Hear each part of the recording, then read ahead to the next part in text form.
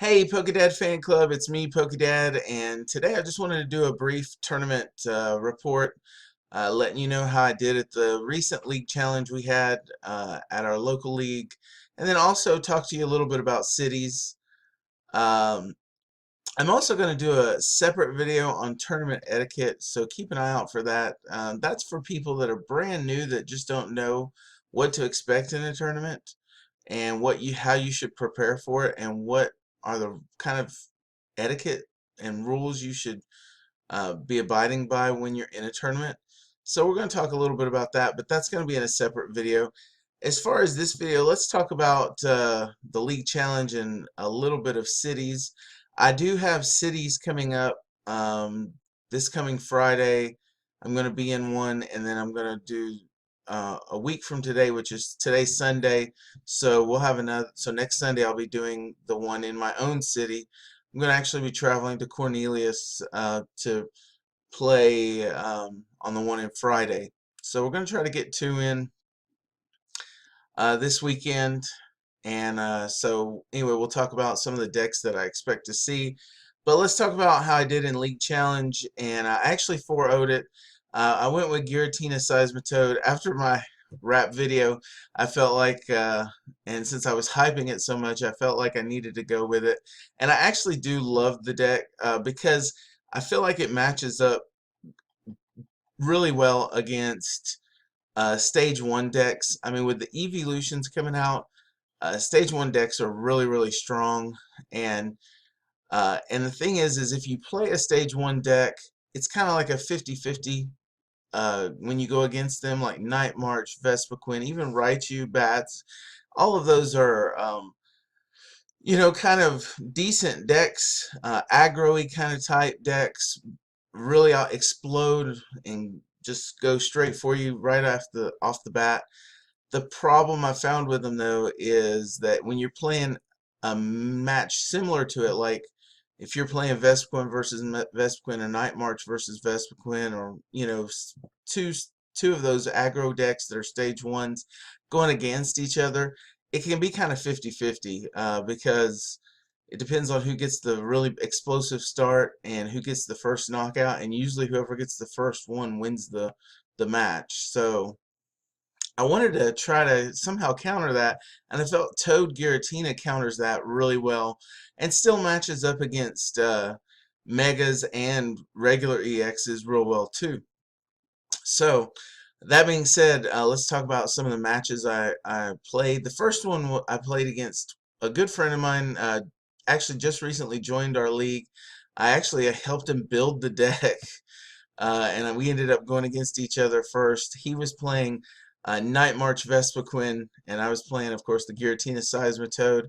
And he got off to just an explosive turn one. I showed him how to get going turn one, and basically, I mean, I think he went through 30 cards on his turn one. Probably he was hitting from 140 to 160 after turn one.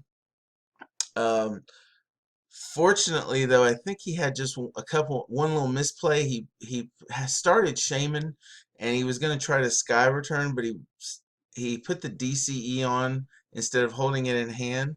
So I Enhance Hammered it, and he couldn't get to another DCE the second turn. So I was able to get a Quaking Punch off on turn one, and then I basically Quaking Punched the Shaman to death. So I was two prizes at that point. He did come back and brought up a Joltik, and I think he had enough Night Marchers in at that point that he was able to take out the Toad. At that time I had Giratina ready to go, and I just Chaos Willed, and he couldn't attach any double colorless, and he had to dig for his non double colorless, his basic energy, and when he did attach it, I would just Lysander him up and take him out. Um, and so he ended up decking out in the first game that we played, best out of three. The second match kind of went the same way. Once I got Giratina up and going, it was really hard for him to even play because he just couldn't attach any DCE. So that was how I took out the first first round. Second round, I played against a grass fairy deck. It was a Florges deck that uses like Sceptile, and it's the guy actually came in second place. Um, and he's actually one of the guys in my league that I've been kind of training and teaching, and but it's not real consistent, because if you have fairy Pokemon out, a lot of times you end up having grass energy, so you have to play Professor's Letters and things like that. Um, but I will say, against the matchup, he had a natural advantage against me, because Sceptile EX could take out Toad pretty easily, and Florges could take out Giratina pretty easily. So head ringers came in really handy in that deck, because what I would do is I would head ringer like a Florges, and then I would Lysander it up, and every time he'd attach an energy to it, I would have a Team Flare Grunt to knock it off, or I would have some kind of hammer to knock it off, and then I would be able to just keep Quaking Punch so he couldn't get his Professor's Letters out, and he would draw into the wrong energy. And then if he brought up like a Sceptile, then I would try to switch over to Giratina so that he wouldn't have weakness against me. And that's what I pretty much had to keep doing. So I took basically 4 prizes from the 2 head ringered EXs that I got. And then the last one, I do think I had to like Chaos Will a Florges, but then he was able to come back and hit me with a Bright Garden and took out my Giratina, but then I was able to just come in with a Quaking Punch, because both of them were muscle banded. So that took that out, and that's kind of how both games went with that.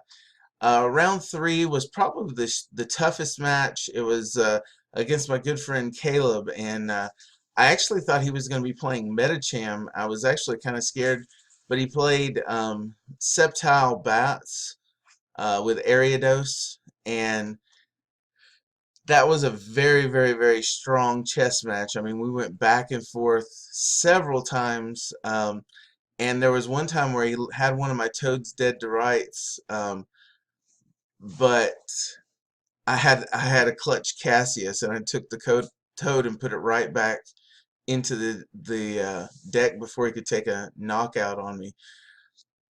The one thing about it though is, every time he would put a spinner rack down, I would always make sure I tried to keep the stadium, won the stadium war. So every time he put an area spinner rack down, he couldn't evolve it right away to Ariados, and that would allow me to then Lysander up the spinner rack, and even Quaking Punch with the muscle band takes that out. And I just made sure I was okay with the Sceptiles, even though they could hurt me, but I didn't want to deal with the poison.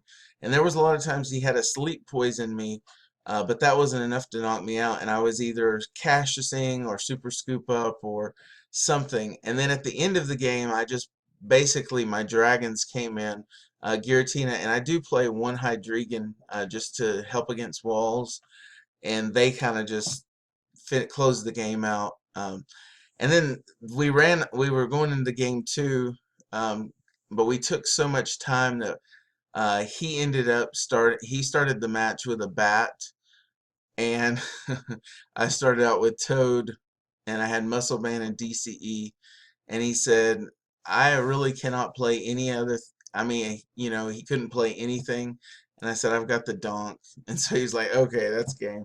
So I was going to donk him on game 2, but that game was really exciting. It went back and forth. At that point, I think I was the only one 3-0 at that point, and even if I went 3-1, I had the tiebreakers against the people that were the highest rated at that point. So the fourth match was kind of anticlimactic, because I was playing a someone who was like, I think, fourth place at the time, and I actually asked them if they wanted just to draw, because I knew that would guarantee that I would have 10 points and be enough to win. But he didn't want to, so we went ahead and played. He was playing a Mega Ampharos deck with a Vileplume item lock, which was kind of interesting. The thing is, though, I had my head ringers on his Amphiroses, and then he Mega Evolved, and then I played Faded Town, switched from Toad over to Giratina, and I just kept the stadium in play because he couldn't hurt the Giratina because of the ability, and then he couldn't, and then his Megas were just sitting on the bench taking two damage counters every turn because he couldn't change the stadium. So I took that out. So anyway, guys, that was the tournament update. I saw some interesting decks. They were quite fun. I really, if there's anything I learned from this experience was really, really practice. It doesn't matter what deck you play. I mean, I guess it does to some extent, but really, really practice. Whatever deck you're going to play, practice it multiple times so that you get really, really good and familiar and know all the little nuances of it. Giratina Seismitoad, people are mostly saying, oh, well, you just Quaking Punch 90% of the time. But that's just not it. I mean, I run so many different supporters that knowing which supporter to use at the right time is so important. Do I use Cassius? Do I use Team Flare Grunt? Do I Lysander? Do I get more cards with Sycamore? So that's a real key. And then also knowing, am I going to use Toad in this matchup mostly, or am I going to go with Giratina? So know your deck inside and out and play it inside and out. All right, I've gone 10 minutes now, so let's just go briefly and talk about cities because cities is coming up for many people. I know that it's going to be going on for the next couple months, but I even think there were some cities this past weekend, but they wouldn't have used the breakthrough because breakthrough isn't legal. I think it's for another 3 days, the 25th, if I'm not mistaken. But I do know that this weekend it will be legal. So let's talk about some of the big decks. Obviously, I wasn't expecting to play this, but I'm going to just go ahead and tell you I'm probably going to play Mega Mewtwo Y with Zoroark Break. I've been practicing the deck a lot, and it was kind of disappointing because this League Challenge would have been a really great um, testing of the deck. But we had to stay with the old standard at that point. So I went with that's why I went with Giratina Seismitoad. But I really like Mega Mewtwo. It's just a really speedy version. And unlike most people with this deck, I have a special secret sauce that I'm going to reveal to you in the next couple of days. And then Zoroark and Zoroark Break. I only have one Zoroark Break in there, and I play a 2/2 line of Zoroark. Mind Jack can just really help, especially if you get a slow start getting Mega Mewtwo set up. Now, it usually doesn't get a slow start, but if it does, Zoroark can come in and kind of take off the pressure. Um, so I really like Zoroark in this deck. And then my son is actually going to be playing Eviltal Zoroark. I really do expect that deck to see a lot of play. Just based on prices, I feel like Zoroark is going to be a big, big play. Other decks to look out for are Raikou and Magnezone. Now, I personally don't think this deck is super great. Obviously, I mean, you can load up a Raikou with 6, 7, 8, 9 energies on it and take out just about anything. But against Mega Mewtwo, I'm just gonna take that out, and then if I can, and the other piece is if you can just Lysander up Magnezone and take him out, or Magnemite before it even becomes a Magnezone, and take it out, the game you've won. So I'm not real keen on that, but that card like Raikou for a rare has gone up to like 8, sometimes $10 already. That's more than like the Mewtwo's and even in the Mega Mewtwo's. So I'm not really sure why it's going up so high. I guess people, because of Worlds in the Blastoise deck, people think this is going to be just as good. But remember, the Blastoise deck used Archie's Ace in Hole, so you could be using Blastoise turn 1. Now I know you can get a Magnezone out turn 2, but I don't know, still just you have to put a whole lot more resources into your deck for Magnezone than I think you do for Blastoise, Archie's Blastoise. So anyway, other decks, Gengar's Creep Show. Keep an eye out for that Noivern Creep Show. I've done a deck on that, and I think we have at least one person from our group that's going to be running that, possibly. Watch out for Night March, man. Night March has gotten even more aggro than ever before. I do know people are going to be running Mega Houndoom. Uh, and I'm still not really sure where that stands. If you can, I mean, if you can play it very aggro, speedy like, I think Mega Houndoom can do well, but he's never going to hit those one-hit KOs like Mega Rayquaza. Mega Rayquaza colorless is kind of decreased. People aren't playing it as much, so you might expect that to be kind of a rogue deck. I hate to say that could actually be a rogue deck, but you could see that one coming in. So be on the lookout for that, because that could still be really strong. There's a speed Rayquaza going out now. Turn 1 hitting for 240. So that's very possible. Other decks. Of course, Seismitoad Giratina is still going to be a thing, and I think you could add Zoroark into that and put some put Zoroark in there with Floatstone, and then you could switch between Toad and Giratina much more easily. So I think that's going to still be strong. One thing to keep an eye out for, I know this card has gone up in value already quite a bit, is the Jirachi promo. For 1 colorless energy, uh, it can basically, it attacks for 10 whopping damage, but it knocks off a special energy on your opponent. And if you do that, if you're able to knock off a special energy on your opponent, then that Jirachi can't be hurt by damage the next turn by any of your Pokemon. So, or any of the opposing Pokemon. So against Night March, I'm actually considering playing it as a tech just for Night March, because Night March is just really, really aggro right now. And I know who thought Night March would still be so good, but with Mew EX gone, but it's just rolling over people. And with me playing Mega Mewtwo Y, I'm kind of concerned about Pumpkaboo coming in and one-shotting me. So I'm really thinking about playing the Jirachi tech. Let's see, other cards to be consider. Um, Other decks. Oh, Lucario Bats. I mean, that's a big deck going on, like online. You see that a lot. Some of my last videos, you'll notice I played a ton of Lucario Bats, and rightfully so. It's a pretty strong deck, though. I just should say that I mean, it's not unbeatable. It's, if you play it right, it's pretty beatable, because Lucario really doesn't hit as hard as you think, even with all the damage.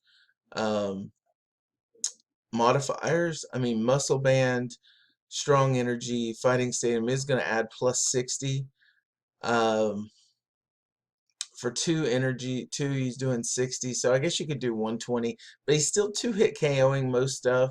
I know the bats are going to come in and help with the damage. I guess the real key to Lucario, though, is that for 1 energy, you can start attacking right on turn 1. Whereas many other Pokemon, some of them have to wait 2 or 3 turns before they start attacking. So that being said, Lucario Bats, keep an eye out for that. You might see some rogue break decks, possibly Florges. I mean, Florges break is really hard to get out, but if you do get it out, think about it. You could be Bright Gardening for 1 energy, 1 fairy energy. It kind of gets rid of the need for Aromatisse, because now you just spend the 1 energy, and if you have to AZ up the Florges EX, or have to max potion it whenever max potion comes back in, which won't be for this, you just put another energy down and it's ready to go. And with the fact that Florges Break can heal 30 damage, and the Florges can reduce attacks by 1, I mean, you could play Xerneas EX also, and if you can get 2 Florgeses out, the baby Florgeses, I should say, double colorless, and he's able to X Blast. So, anyway, that's my thoughts. Those are some of the decks that you can expect to see at cities. Anyway, guys, that's what I have for you. That's the tournament update. I am going to be doing a tournaments etiquette video shortly, so that if you've never ever been to a tournament or you're considering competitive play, take a look at that. It'll give you an idea of what to expect, what to do, how to be best prepared for it, and some things to watch out for so you don't, get judges coming over and giving you penalties. Anyway, hit like, guys. I really appreciate how the likes have been increasing lately. It's a great encouragement to me, and it only takes just a couple seconds. So if you would hit the like button, I'd really appreciate it. Um, Also, subscribe. I appreciate every single subscriber that comes to my channel. And then finally, tell me below what deck you're thinking about running for cities, and if there was a deck that I did not talk about that's a big potential, even if it's a rogue deck, throw rogue decks down there in the comments below. I want to see what ideas you guys can come up with. Anyway, guys, this is Pokedad. We're signing off. Thanks again, and we'll see you next time. Bye.